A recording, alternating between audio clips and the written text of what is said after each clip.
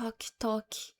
Você por acaso teria paciência para ver mais um vídeo no YouTube mundial sobre obsessão? Eu sei que esse filme tá hypado, eu sei que já falaram tudo que tinha pra falar e 1000 sinais ali que você não percebeu e que explicam um plot, mas eu prometo que eu vou tentar trazer algumas sacadas que eu acho que elas são meio fora do óbvio. Que raios é esse nice guy e por que o Bear se torna um nice guy? Porém, ele não é mal por ter desejado o que ele desejou e eu vou explicar por quê. A Nick é uma garota muito boa, mas ao mesmo tempo autocentrada. Aquela cena da poesia dos irmãos. Que porra é essa? Como esse filme ele é genial em manipular homens e mulheres pra brigarem entre si, através dos dois protagonistas. Deixa esse vídeo rolando de fundo e me dá uma chance de talvez mudar algumas coisas na sua cabeça sobre obsessão.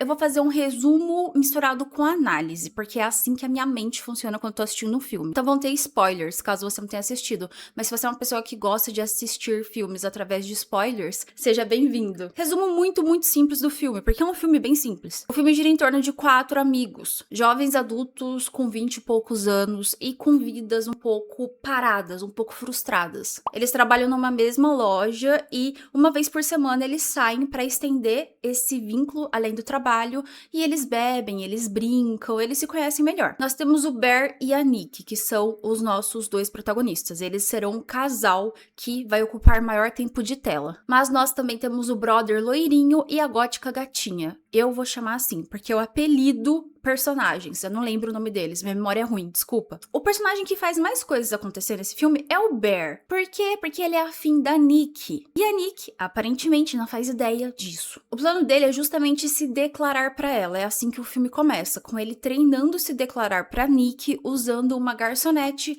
e o brother loirinho ali pra ajudar. Mas esse cara, ele tá cansadão, ele tá cheio de vergonha alheia em ver o Bear se declarando, e ele desincentiva ele a fazer isso. Essa palavra não existe, mas eu criei, pode adicionar no dicionário. Essa falta de incentivo, ela não é à toa, então a primeira coisa que você vai guardar na sua caixola, guarda esse brother loirinho e por que ele não quer que o Bear se declare. Antes de pular pro plot central do filme, que é bem simples, eu quero conceitualizar as duas figuras principais e opostas, o Bear e a Nick. Ele é um cara covarde, introvertido, desleixado e egoísta. Ela é bonitona, desinibida, charmosa e cheia de personalidade. Nossa, mas você detonou o cara e levou a mina lá pra cima, af, lacrola. Não, gente, não sou eu que tô falando. O filme estabelece isso. Nos primeiros 10 minutos de filme, você consegue ver que o cara que escreveu o roteiro, ele quer contrapor essa figura solar, bonita, exuberante, chamativa, vivaz, que é a Nick,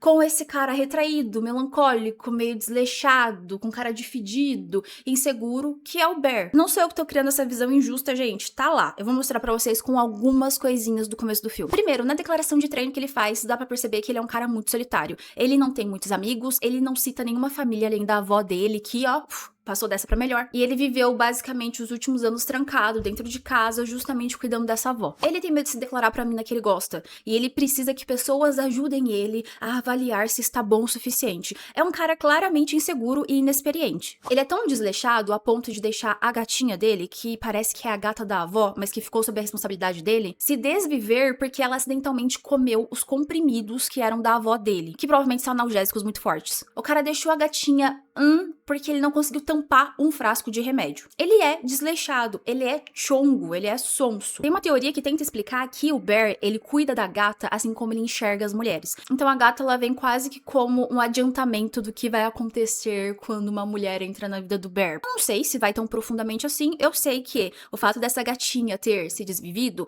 através de uma falta de atenção do Bear mostra o quanto ele é alheio, o quanto ele é lerdo. Pior, ele tem uma aparência de sujo. Se você olha a casa dele, é um lugar muito escuro, muito desorganizado, e até a aparência do coitado, sabe? Ele tem uma cara de oleoso. Até aí tudo bem, a gente tem que dar um crédito pro cara porque ele acabou de enterrar a avó. Ele passou anos no processo de cuidar de uma pessoa doente e isso, é claro, leva a pessoa a não se cuidar muito bem. Mas também faz parte de quem ele é. Ele não muda isso durante o filme. Inclusive tem uma cena que a Nick fala: "Ah, sua casa cheira a você".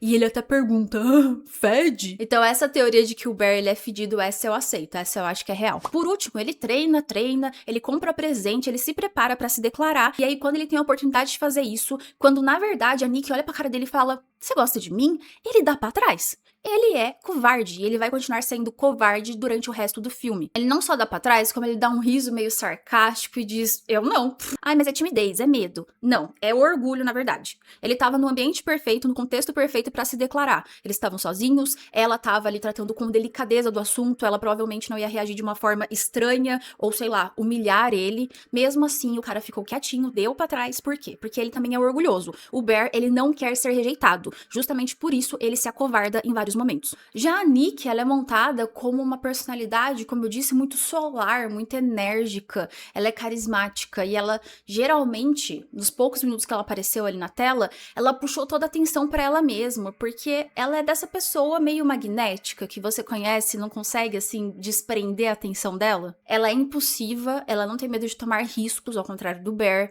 então ela não se acovarda, ela quer seguir os sonhos dela e ela não tem medo. Além de tudo, ela é bem empática. Naquela cena do mendigo, quando o Bear cita que ela ligou pra dar os pêsames quando a avó dele morreu. Essa é a Nick real. E é difícil decifrar ela porque ela apareceu muito pouco. Mas a atuação da Indy Navarrete é muito, muito boa. Então a menina, ela conseguiu criar ali um carisma muito forte nos 5 minutos de tela que ela teve como Nick verdadeira. Porém, eu não vou negar, eu percebi também que ela tem um traço que é muito comum nesse tipo de arquétipo da garota popular, que ela é autocentrada. Todas as cenas de diálogo, ela tá sempre se distraindo, ela tá sempre tomando atenção pra piada que ela vai fazer, pra opinião dela, pra gracinha. Até na cena do carro, que ela tá voltando pra casa, e que ela meio que fala que a gótica gatinha está afim do Bear. Ela começa falando da gótica gatinha e do Bear, mas ela termina falando sobre ela.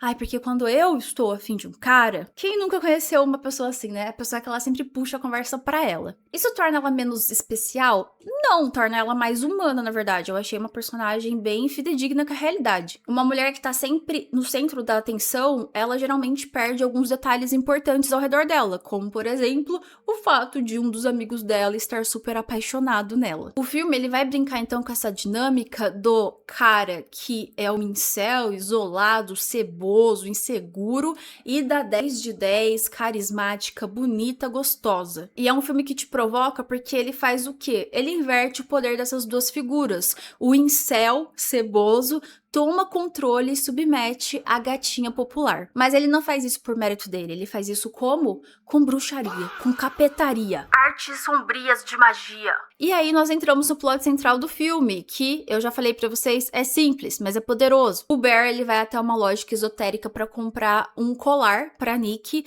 e ele acaba se deparando com o salgueiro do único desejo. Eu não sei como traduzir isso, mas ficaria mais ou menos assim. É um pedaço de salgueiro lá, de gaio velho, e se você quebra e faz um desejo, você vai ter esse desejo realizado. Só que você só pode desejar uma coisa. É como se cada alma só tivesse direito a um desejo. Imagina que é um gênio da lâmpada, só que em formato de gaio velho. Bradley compra essa bruxaria pra levar pra Nick em forma de presente bem humorado, do tipo, olha só o que eu comprei pra você, ó. Coitado, tentou fazer humor piadas, né? E aí ele já cometeu o maior erro da vida dele. É assim. Quando o cara tenta ser engraçadinho, ele acaba com tudo. Só que daí, bem na hora que ele planejava se declarar e entregar esse presente, a conversa meio que sai do controle dele. E lembre-se, o Bear, ele é orgulhoso. Então ele não quer ser rejeitado. Logo, ele entra numa crise, fica quietinho e deixa a Nick embora sem falar o que ele sentia. Aí o moleque, no pico do cortisol, o que ele faz? Ele abre o gaio velho, quebra e deseja uma coisa que é muito morna, muito sem graça, muito sonsa. Mas me diz aí, o que um cara carente desses poderia desejar se não ser amado incondicionalmente pela garota maravilhosa que ele é afim? É isso que ele deseja. Ele deseja que a Nick ame ele mais que qualquer coisa. Puro suco da falta de sentido existencial? Pois é. A única coisa que esse fedido consegue pensar é nisso, gente. Só que eu vou bancar a advogada do diabo aqui e eu já vou justificar uma coisa que eu falei no começo do vídeo. O Bear não é mal por ter desejado o que ele desejou. No contexto da cena, ele não leva a sério que aquilo vai dar certo. Na verdade, ele não tem nada que prove que aquilo vai dar certo. E ele comprou o bendito gaio pra fazer uma piada. Então, em momento nenhum, é um personagem que ele fala agora eu tenho poder sobre o universo. Ele descobre isso fazendo cagada. E ele faz por frustração, né? Como se ele falasse pra ele mesmo, viu? Nem isso você consegue fazer. Ele podia ter desejado ter coragem pra se declarar pra mulher que ele era apaixonado? Poderia. Mas lembra que eu falei? O filme já estabeleceu que ele é inseguro, ele é covarde, ele é desleixado, ele é egoísta. Um cara assim, ele quer que as coisas venham até ele. Ele não vai pedir pra se capacitar, se tornar apto pra ir até as coisas e conquistá-las. É aquele cara passivo que ele só gostaria que o mundo se consertasse pra que ele pudesse ter as coisas que ele quer. Quantas pessoas não são assim hoje em dia? Quantas? Então não, o Bear, ele não começa o filme sendo mal, mas ele é um cara preguiçoso, sem perspectiva e que ele é desesperado pra se sentir amado por uma garota. É aqui que o roteiro desse filme é genial, gente. Por quê? Porque ele acabou de ganhar a empatia de muitos e muitos homens que se identificam com o Bear. É por isso que tanto cara defende ele até o final do filme, o que é uma falta de senso crítico, e eu vou convencer você nesse vídeo, mas eu entendo porque o cara cativou uma empatia muito genuína em todos os homens que já se sentiram como ele se sentia. Parabéns para o roteirista. A partir daqui, o filme, então, ele vai se transformar numa espécie de terror romântico sobrenatural, romance de terror psicológico, que gira em torno dessa obsessão que a Nick cria graças à magia, ao feitiço que o Bear colocou ela, e que vai, obviamente, vai dar merda. O Salgueiro, ele funciona, e a Nick, que tinha entrado, tinha dado tchau, falou, é nóis, ela volta pro carro, já apaixonada, já toda instável, ela meio que não sabe o que tá fazendo, mas ela se sente puxada pra ele, agindo de uma forma muito inconstante, mas ela acaba tendo um lapso ali, em que a Nick entidade, a Nick Wish, que é como os gringos chamam, porque é a Nick que tomou o controle depois do desejo, ela perde pra Nick de verdade. E a Nick de verdade fala... É como se a Nick de verdade pegasse o controle e falasse: eita, o que tá acontecendo? Por que eu tô aqui? Um fun fact aqui, a Nick real, ela tem vários lapsos durante o filme. E é legal porque mostra pra gente que ela ainda está lá, ela ainda está lutando contra isso que aconteceu com ela. E tem a teoria de que isso acontece toda vez que ela enxerga o próprio rosto, em espelho, em algum reflexo. Por isso que a primeira cena, que é desse primeiro lapso, ela aparentemente se olha pelo retrovisor e aí ela volta a si e depois a entidade toma conta. Isso vai acontecer naquela cena da garrafa também. Aparentemente ela se viu na garrafa. E na foto que ela tirou com ele dormindo e que ela escreveu, não sou eu. Então parece que quando ela se encara, ela sabe que não é ela. Eu também vi que era pra ela ter um desses lapsos numa cena mais explícita de pimbada. Mas que eu acho que ficou meio pesada, né? Porque ela se parecia muito com estudo. E o diretor resolveu substituir pelaquela cena do beijo. Do primeiro beijo que eles trocam ali no quarto. Então a partir de agora, a Nick real, ela não existe mais. O que existe é a Nick Wish, é a Nick entidade. Um corpo sem livre-arbítrio que segue o que ele foi mandado a fazer, que é amar incondicionalmente o Bear. E é aqui que o roteiro ele é genial pela segunda vez, porque ele vai capturar agora a empatia feminina. Muitas mulheres já passaram por isso, a anulação de si mesma, a anulação da sua personalidade mais autêntica para tentar se dedicar a um amor romântico. A força de uma paixão irracional que te torna uma mulher sem brilho, uma mulher centrada na expectativa de ser amada de volta por um homem. Por isso que as mulheres se apegam muito a Nick e defendem ela até o final, até porque a Nick de fato é uma vítima. Ela é vítima da irresponsabilidade do Bear e ela ao mesmo tempo comunica de uma forma simbólica esse apagamento da personalidade autêntica de uma mulher porque ela está apaixonada por um cara que na maior parte das vezes nem é tão incrível, como é o caso desse. Homens talvez não vão entender como isso faz parte da vivência feminina, mas é muito real. Acho que toda mulher já passou pelo menos por uma paixonite que fez isso com ela. Até essa personalidade mais carente, automatizada, você parece uma robô carentola. É muito comum de acontecer com meninas que têm apego ansioso e que elas vivem para ser amadas. Elas vivem para capturar a atenção daquele objeto de desejo delas. Por isso que eu falei no começo, é um filme muito interessante. Ele gosta de colocar homens atuais contra mulheres atuais. Você pega um cara sozinho, isolado, inseguro, e que ele de repente ganha poder sobre a mulher dos sonhos dele. Ao mesmo tempo que você conversa com mulheres machucadas sobre como um cara pode estragar a vida de uma mulher, como ele pode fazer uma mulher perder o brilho. Mas nós vamos assistir a decadência do personagem do Bear e como ele vai se tornando cada vez mais errado nessa história. Ele não começou mal, mas ele vai terminar muito mal. Mal com U, no caso, não com L. Primeiro, ele nota que o desejo deu certo. Ele nota que, sem querer, ele colocou uma mulher inocente sob efeito de uma bruxaria, capetaria, sei lá o que é isso. E sabe o que ele faz?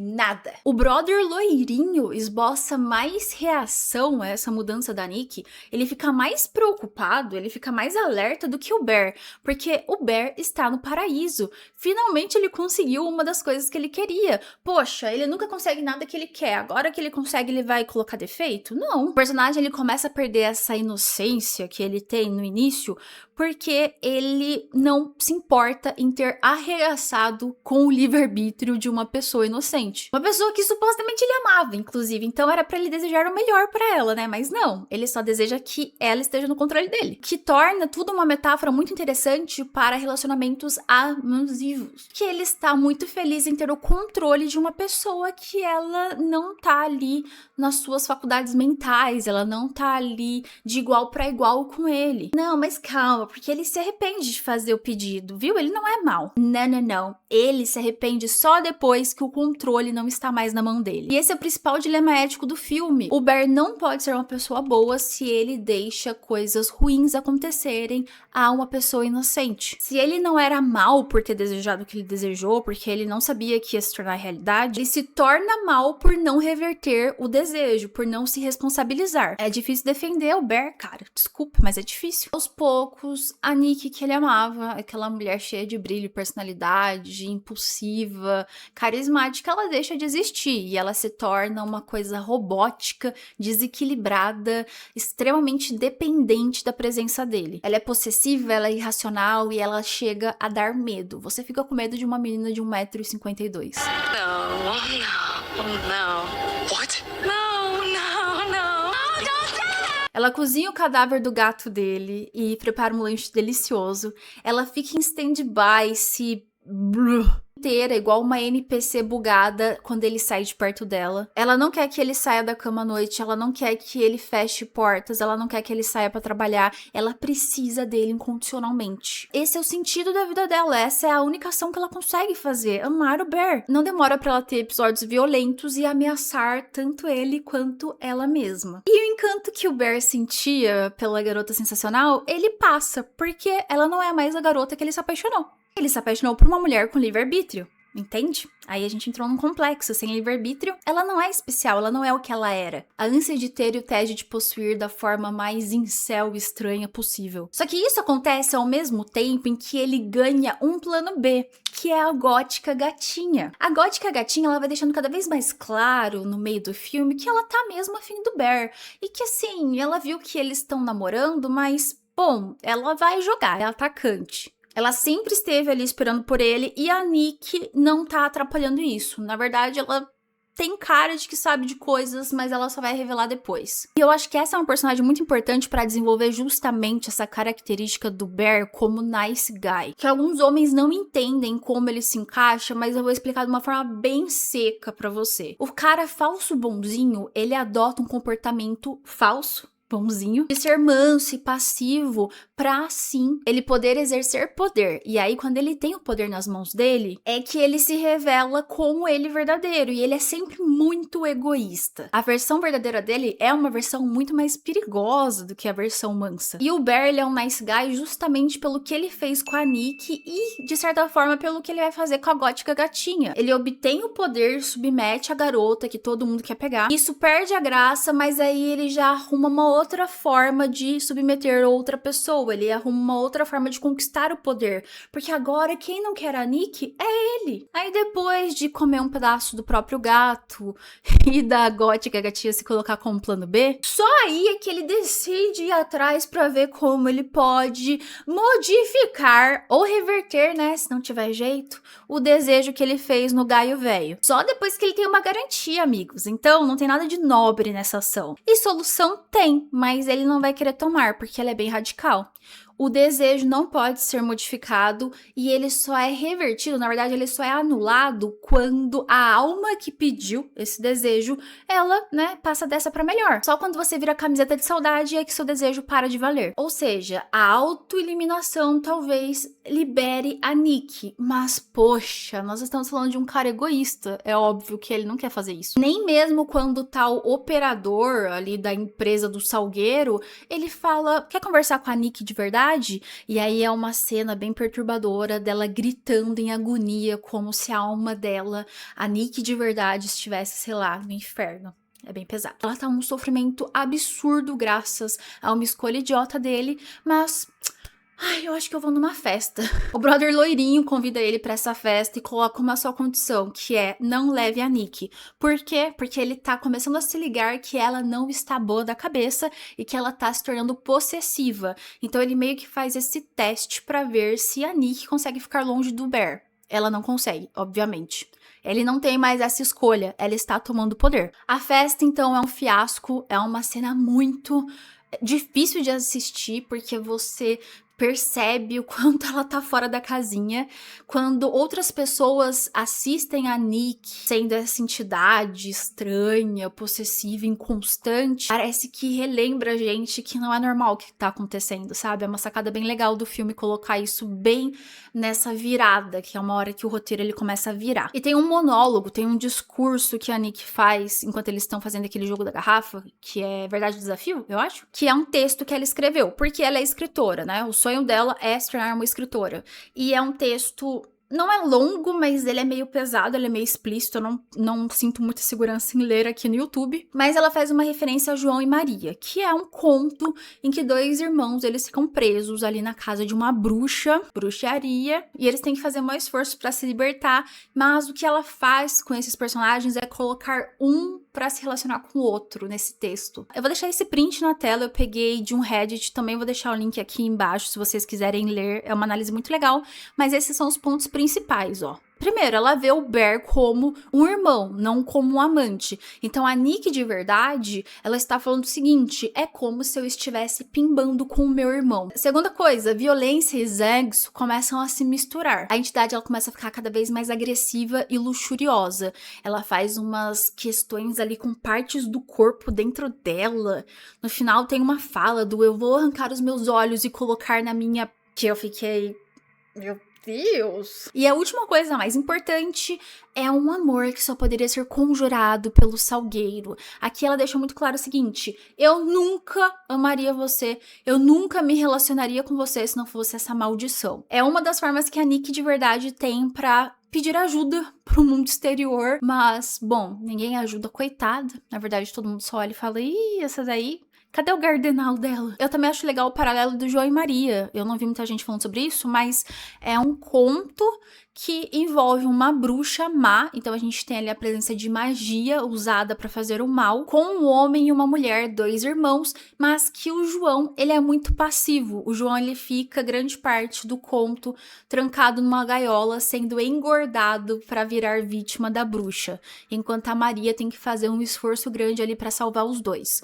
Então, já fica aí mais uma camada do filme. A Nick real, ela se enxerga no reflexo da garrafa que eles estão usando pra brincar, e ela surta, inclusive ela tenta se desviver usando a garrafa contra o próprio rosto. A partir daqui, tudo vai mudar e o Bear, ele vai se tocar que ele tá perdendo o controle da situação. Aí, o bonito, aí ele resolve agir de uma forma mais ativa pra resolver isso e pra ver se ele dá um jeito na entidade. Mas lembre-se, é isso somado ao plano B, a gótica gatinha. Nós temos uma cena ali do casal que tem a fala do eu posso ser a Nick, e aí deixa cada vez mais claro que é uma entidade, não é a Nick que tá ali, é um bichão que tomou conta dela. Nós temos a caminhada inversa, que foi jump scare em todo mundo. Se eu tivesse visto isso no cinema, eu acho que eu tinha morrido do coração. Aliás, eu fui atrás pra ver o que ela fala durante essa cena da caminhada inversa.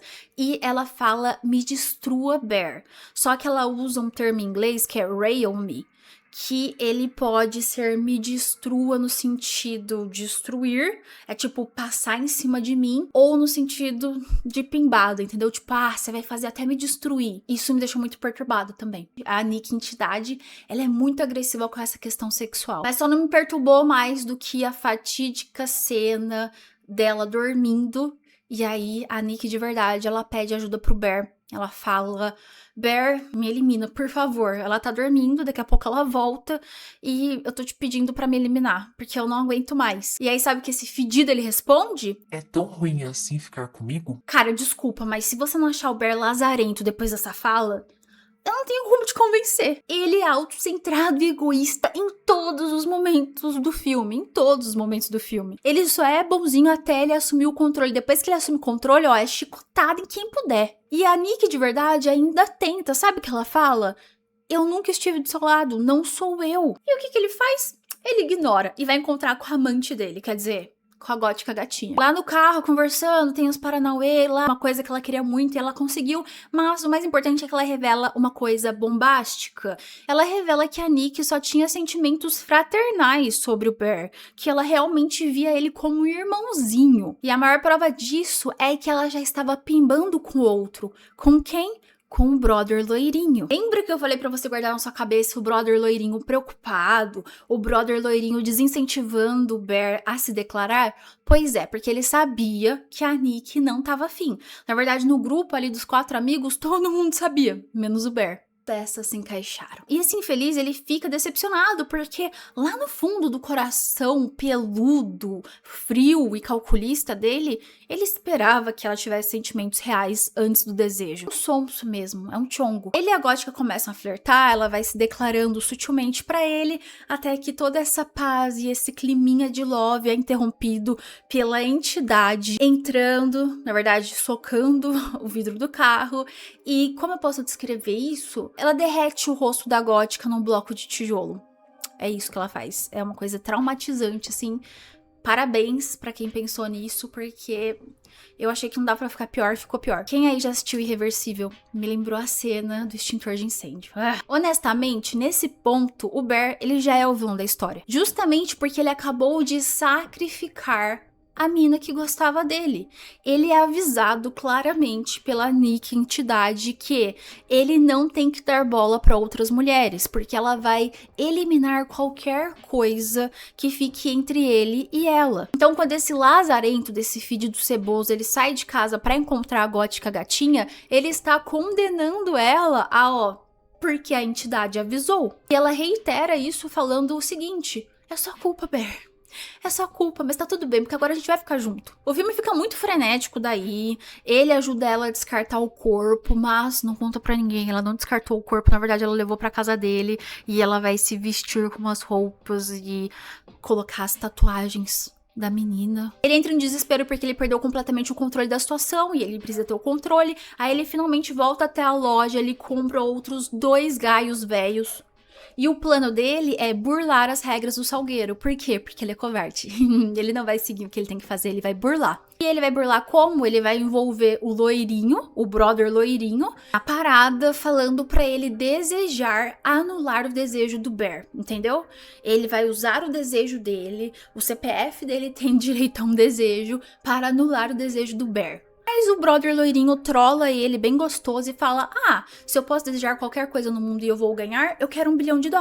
Aí o espírito do Silvio Santos entra no filme e faz chover dinheiro. Nisso o Bear, ele pensa: não, meu Deus. Ele volta pra casa, a Nikki está armada, ele tem mais um desejo com ele tem mais um salgueiro pra ele desejar, e ele pensa a genialidade, né? Porque a cabeça dele é meio brilhante. Ele pensa: bom, ela me obedece porque eu sou o amor da vida dela, eu vou então fazer com que ela deseje anular o meu desejo. O que é muito, muito idiota, porque a entidade, ela finalmente tomou o controle da menina. Por que ela reverteria isso? Pergunta pro Bear. Eu não sei. Nisso, o loirinho entra na casa e ele recebe logo um headshot da Nikki, porque ela está louquimba. E quando o Bear começa a entrar em parafuso, ela fala: se você fizer qualquer coisa, eu desvivo você e desvivo eu mesma. A gente faz assim. E a história chega num ponto de não retorno, num ponto crítico que é: amigo, não tem mais escolha. Agora sabe o que você vai fazer? você vai fazer o que você devia ter feito, né? Ele se tranca no banheiro, então, e ele toma os mesmos remédios que a gatinha usou pra se desviver. Achei simbólico, de certa forma, sabe? Só que, gente, lembra que eu falei que o personagem, ele é covarde? Ele não tanca. O senso de autopreservação dele é maior do que qualquer outra coisa. Então, ele sabe que, se ele continuar vivo, ele vai estar preso a essa presença diabólica, obsessiva, tendo que pisar em ovos, e basicamente a vida dele, né, colapsou, mas ele ainda prefere isso do que fazer o certo e liberar a Nikki pra o que, sei lá, pro que sobrou da vida dela. Então, ó, ele começa a colocar os remédios pra fora, só que no meio disso tudo, o olhar dele muda. A pupila dele dilata, ele olha ao redor, ele se levanta e ele sai do banheiro. Aí você fica, uai? Uai, o que aconteceu? O menino enlouqueceu? Na verdade, a Nikki Entidade acabou de usar o último salgueiro, o último gaio velho. Ela desejou que o Bear ame ela mais que qualquer outra coisa no mundo. Pá! Plot twist. Na verdade, eu vi isso acontecendo, tá? Quando ele entrou com esse gaio velho na casa, eu pensei, essa mina, ela vai desejar uma coisa só. Se essa entidade, ela tem um desejo, se ela tem ainda um resquício de livre-arbítrio, é voltado a ele. Então, ela só pode desejar uma coisa, ela é condenada a desejar só isso. Mas o negócio ficou tão frenético que eu também esqueci do gaio velho. Então, assim, foi um plot twist, de certa forma. Aí a gente tem uma cena final que ela é cômica e muito sombria. Ela faz um paralelo com uma cena do início do filme, que é o Bear olhando todo apaixonado pra Nikki, e a Nikki, tipo, revirando os olhos, sabendo que ela é admirada. Porém, ele não terminou o que ele começou, né? Ele é incompetente. Então, assim, os remédios ainda estão no sistema dele e ele, pá, empacota. Ele empacota. Ah, que alívio. Pelo menos uma coisa o Bear fez certo. Uma coisa. Aí a gente tem a última cena, o último frame do filme, que me parece muito com La Pietà. É ela segurando ele, já desvivido nos braços. E ela fala, bom, agora é o final da linha pra mim também. Só que assim que ele para de estribuchar, assim que ele para de respirar, a Nikki real, ela volta.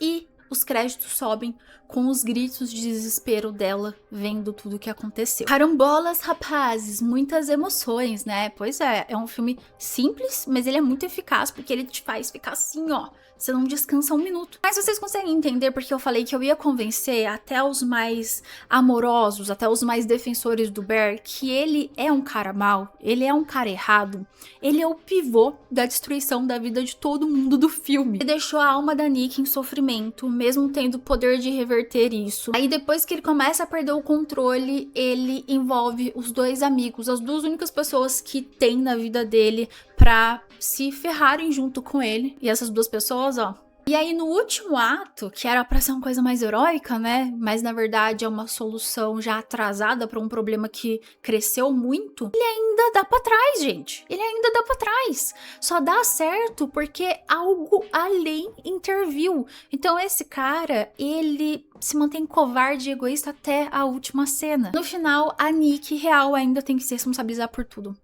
A vida dela tá destruída, ela tá acabada. Então desculpem, rapazes, eu sei que é um personagem que puxou muito a empatia do homem solitário moderno, mas ele é errado, ele é distorcido. E se você gostou de Obsessão, eu quero deixar uma recomendação pra você, que é a irmã cutie e fofa de Obsessão, que é o filme que se chama Ruby Sparks. Aí tem um nome em português que eu não lembro qual que é. É tipo Encontro de Obsessão com 500 Dias com Ela, entendeu? Ele é bem mais leve, ele não tem toda essa carga, mas é sobre essa espécie de amor platônico sem livre-arbítrio. Um escritor que ele tá numa crise de criatividade, ele escreve a mulher dos sonhos dele, ele escreve a mulher que ele gostaria de conhecer.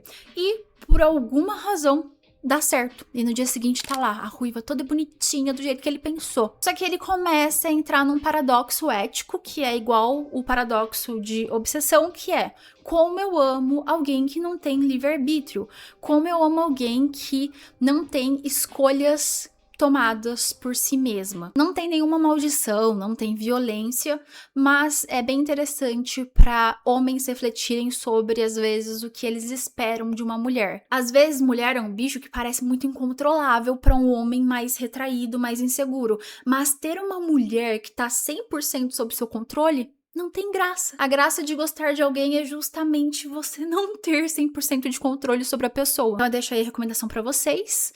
E falei muito, cansei. Então, a gente se vê no próximo vídeo desse canal. Um beijinho pra todos vocês, ursinhos e niquezinhos.